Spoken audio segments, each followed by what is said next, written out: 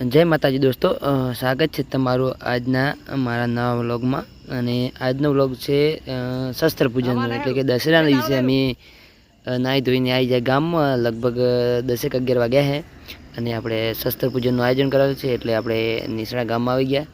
અને પરંપરા અનુસાર આપણે દર વર્ષે દશેરાના દિવસે શસ્ત્ર પૂજનનું આયોજન આપણે રાખેલું જ હોય છે. મારા રાઠોડ સમાજના બધા આખું ગામ સમસ્ય ગામ ભેગા થઈને શસ્ત્ર પૂજન દર સાલ કરીએ જ છીએ. અને એના માટે આપણે ગામમાં આવી ગયા.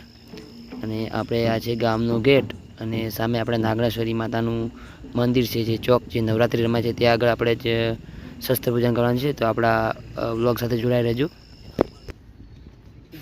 અમારા ગામની બચ્ચા પાર્ટીઓ જે શસ્ત્ર પૂજનમાં પણ હાજરી આપી છે.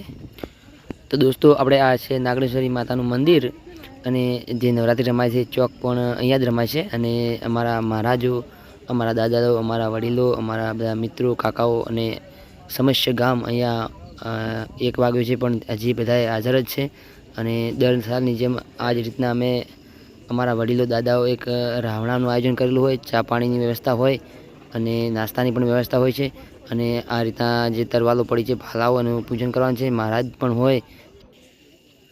તો દોસ્તો, આ રીતના બધું હોય છે અમારે. અને ગામમાં એકતા પણ છે અમારા આખા ગામની. ગામ નાનું છે પણ એકતા બહુ મોટી છે.